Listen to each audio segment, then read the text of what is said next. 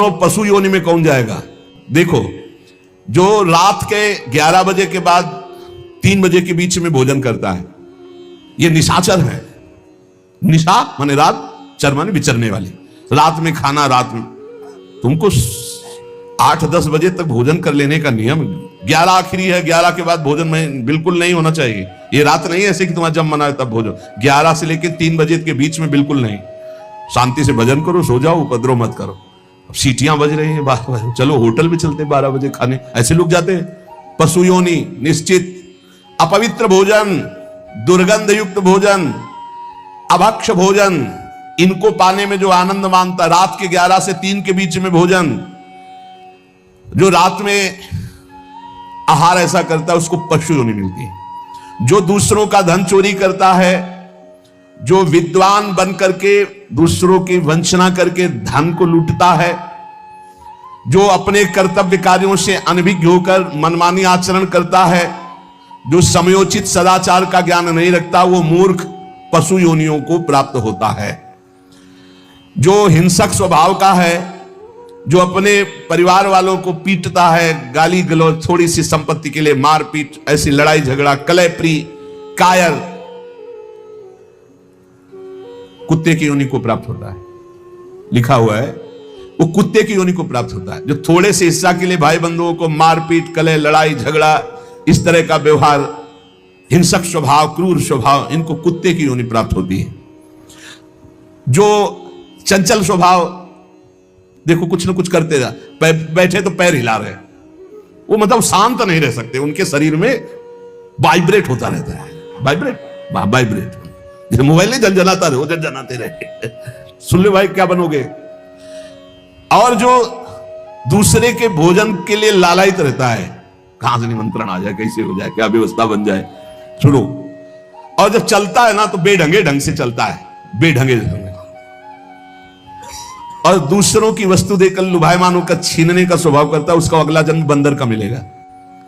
जो वाणी से सदैव कट बोलता है, कुटुंबियों से द्वेष करता है, लोगों की चुगली खाता है, उसे अगला जन्म सर्प योनि का मिलेगा। कुटुंबियों से द्वेष करता है, दूसरे की चुगली खाता है, उद्वेगजनक वचन, उद्वेग माने भारी क्लेश पहुंचाने वचन, दूसरे की निंदा करना, चुगली करना, तो विषधारी सर्प बनता है।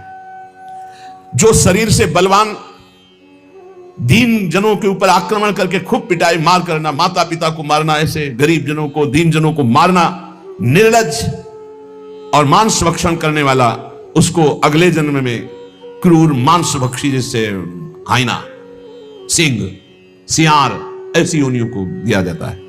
क्रूर हिंसक पशु सिंह जैसे है, जैसे लकड़बग्घा है ना, लकड़बग्घा है, भेड़िया है, ऐसे जो मांस भक्षण करने वाले हैं,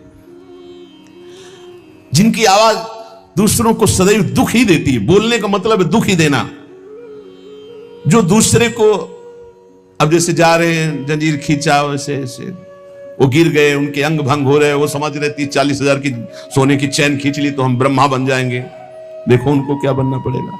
जो दूसरों को भय प्रदान करते हैं, दूसरों की संपत्ति छीन लेते हैं, ऐसे लोग अजगर योनि को प्राप्त होते। भूखे मरो जब कभी अवसर मिल जाए तब। ऐसे ये जो दूरदृष्टि न रख के वर्तमान दृष्टि रख करके केवल भोग के लिए दूसरे के दुख का कारण बनते हैं, केवल उनके चिंतन यही चलता रहे, कहां से क्या खा लूं, कहां से क्या उठा लूं, कहां से क्या, बोले हाथी की योनि को प्राप्त होते हैं, वो पशु हाथी योनि को। इस तरह से 83,99,999 योनियां हैं। जो भजन नहीं करते, भगवत विमुख हैं, उनको सब क्रमशः ये प्राप्त होती है। उपासक को चाहिए कि कम से कम इतना तो कर ले कि अगला जन्म मनुष्य का हो जाए, फिर भजन करे अगर कोई कमी रह गई हुई। अगर आप नाम जप करेंगे और एक बात ध्यान रखेंगे कि दूसरों को दुख ना पहुंचने पावे, तो पक्की बात है भगवान की कृपा से अगर भगवत प्राप्ति नहीं हुई तो दूसरा जन्म होगा मनुष्य का, और बहुत महान भक्तों के बीच में जन्म होगा। जन्म से ही भजन प्रारंभ हो जाएगा, आप यौवन अवस्था प्राप्त होते होते भगवत प्राप्त हो जाएंगे, काम हो जाएगा आपका। भजन एक ऐसी वस्तु है जो आपको बचा सकती है। अब इसमें कह रहे हैं कि जैसे आप भजन मार्ग में लगे हुए हो और आपको कोई गाली दे रहा है, आपने पलट के गाली दे दी तो आपका भजन क्षीण हो जाएगा। इसलिए भजन को बचाने के लिए कह रहे अकार्पण्यमपारुष्यम संतोषा सर्दधानता। ये ब्रह्म ऋषियों की बातें हैं, बहुत काम की बातें हैं। अनुसूया गुरो पूजा दया भूतेष्व पैशुनम सद्वीरेश दमः प्रोक्तो ऋषि शांत बुद्धि भी। अकार्पण्य माने उदारता। भजन किससे बचेगा? उदार बुद्धि। स्वभाव कह रहे हैं कोमल, कोमल स्वभाव से भजन बचेगा। संतोष वृत्ति से भजन बचेगा। गुरु इष्ट पर श्रद्धा वृत्ति से भजन बचेगा। दोष दृष्टि किसी पर ना हो, इसका अभाव हो तो भजन बचेगा। गुरु शुश्रूषा सेवा से भजन बढ़ेगा। प्राणियों पर दया तो भजन बढ़ेगा। किसी की भी चुगली ना करना, संत और ऋषि मुनियों का संग करना, इससे भजन बढ़ता है, पचता है। भजन किससे नष्ट होता है? तो कह रहे हैं जब अवमाने न कुप्पेत सम्माने न प्रहस्यति सम दुखो सुखो धीरा प्रशांति इति कीर्त्यते। जब तुम्हारा अपमान हो और तुम उसका बदले में अपमान कर दो तो तुम्हारा भजन क्षीण हो जाएगा। और यदि अवमाने न कुप्पेत, अगर तुम्हारा अपमान हो रहा, तुमने क्रोध नहीं किया, तुम्हारा सम्मान हुआ, तुमने सम्मान स्वीकार नहीं किया, बचना भाई, इससे बचना, ये अगला जन्म नहीं होने देंगे। अगर ऐसा उदारता, कोमल स्वभाव, संतोष, श्रद्धा, दोष दृष्टि का अभाव, गुरु सेवा, प्राणियों पर दया, चुगली ना करना, निश्चित निश्चित अगला जन्म नहीं होगा। आप अपने भजन को बचाएं। जब कोई आपका अपमान कर रहा हो तो आप उसके बदले में उसका अपमान ना करें। यदि आपको क्रोध आ गया अपमान करने पर तो आपका भजन का फल क्षीण हो जाएगा। यदि सम्मान हुआ, आप आनंदित हो गए कि हमारा बड़ा सम्मान हो, तो आपका भजन क्षीण हो जाएगा। इसीलिए श्रीपाद भी कह रहे हैं सम्मानम कलयाति घोर गरलम नीचापमानम सुधा श्री राधा मुरली धरो बच सके वृंदावन मात्यज। जब कोई सम्मान करे तो उसे भारी विष के समान समझो। सम्मानम कलयाति घोर गरलम, जैसे बढ़िया खीर मिल रही हो, कान में कोई आके कह दे विष पड़ा है तो आप नहीं खाओगे। ऐसे ये सम्मान प्रणाम नमस्कार वाहवाही ये तुम्हारे भजन के नाश करने के लिए है, ये विष है, इसे मत पीना, स्वीकार मत करो। विश्व नमन करे करने दो, तुम स्वीकार मत करो, तुम हर्षित मत हो। और जब अपमान हो तो उसका अपमान करने वाले का कभी अपमान न करना। धीर पुरुष, प्रशांत पुरुष अपने भजन को ऐसे बचा ले जाता है। जैसे कोई अपमान कर रहा है, बहुत बड़ा अमृत है, सच्ची मानिए। जिसका अपमान हो रहा है वो साधु पुरुष जब अपमान सह जाता है तो उसका भजन बढ़ता है, वो सुख से भगवान में शयन करता है। और जब अपमान हुआ और अपमान दूसरे का कर देता है तो उसका भजन क्षीण हो जाता है, अशांत होकर के फिर जगत में शयन करता है। अपमान करने वाला जब कोई सामने से अपमान सह जाता है तो उसका सहन करना उसके नाश का कारण बन जाता है। अपमान करने वाले का निश्चित नाश हो जाता है जब उस सामने वाला बोले ना, केवल चुप रहे। यह बड़ी बात है, पर बहुत कठिन है। उस समय जब कोई अपमान कर रहा है, निंदा कर रहा है, आप शांत हैं, इसका मतलब आपके ऊपर गुरु कृपा है और आप अपने भजन को पहचानते हैं, भजन बचाना चाहते हैं। अपमानित होने पर चाहिए कि अपमान करने वाले की ना बुराई सुने ना बुराई करे। जैसे कोई आकर बहुत नीच आदमी आपको गाली दे रहा था, कान में अंगुली डालो, नहीं भाई वो नीच नहीं, भगवान उसके अंदर बैठकर मेरी परीक्षा ले रहे थे, मुझे पुष्ट कर रहे थे, वो नीच कैसे हो सकता है? अपने भजन पर दृष्टि रखे, ना उसकी निंदा करे, ना उसकी निंदा सुने, ना उसका बुरा चाहे। यद्यपि इसमें लिखा हुआ है कि जो अपमान करने वाला है उसका सर्वनाश हो जाता है। ऐसे महापुरुष का अपमान जब करे कि वो बोले ना केवल, तो वो अपमानित करने वाला पुरुष स्वयं नाश को प्राप्त हो जाता है। ये बड़ी बात है। कह रहे तिष्ठेद औमंता विनश्यति।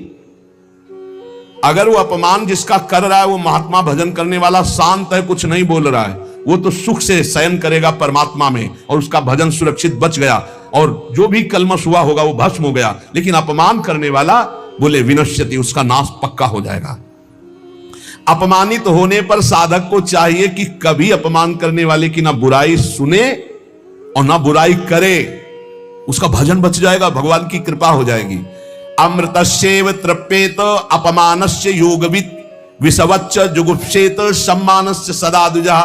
साधक को चाहिए कि अपमान को अमृत के समान पान कर ले, नीचापमानम सुधा। देखो साधक, अपमान को अमृत के समान, जब कोई अपमान कर रहा हो तो ऐसे खुश होना चाहिए काम बन गया। भगवत प्राप्ति में जो बाधक भाव है, इसके अपमान करने से भस्म हो जाएंगे, भगवान हम पर प्रसन्न होंगे। मौन, कभी उसकी तरफ रुद्र दृष्टि से भी न देखो, अपमान करने, ये भागवतिक लक्षण है। अमृतस्येव तृप्येत अपमानस्य योगविति, अमृत है अपमान।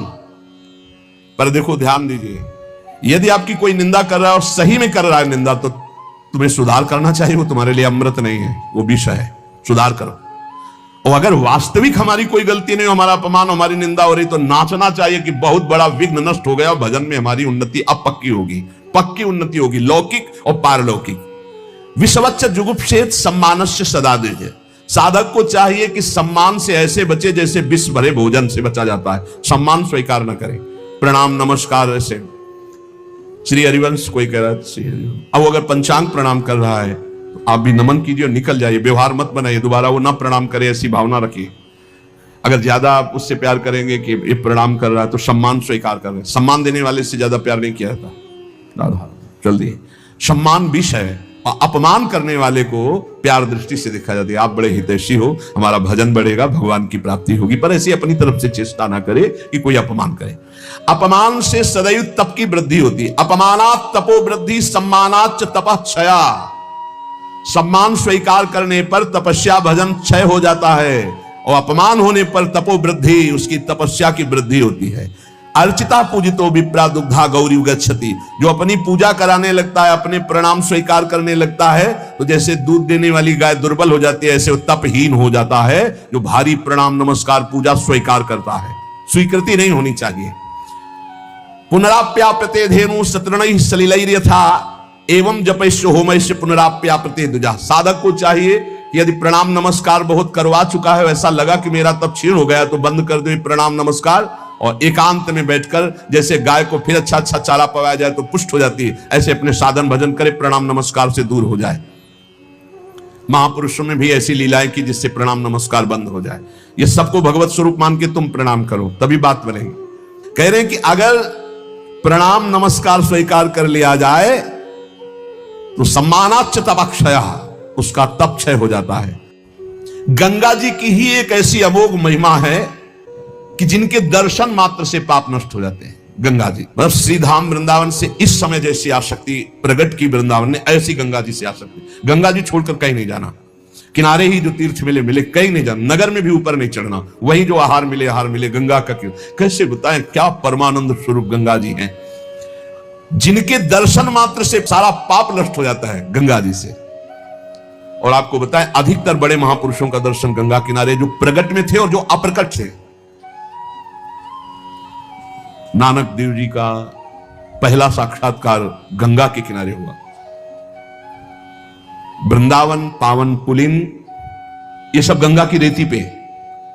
वृंदावन पावन पुलिन प्रियालाल, ये गंगा की रेती, सेनपुर। साक्षात गंगा से प्रकट होते हुए सिद्ध मां, बड़े चमत्कार गंगा मैया के, बड़े चमत्कार, अद्भुत।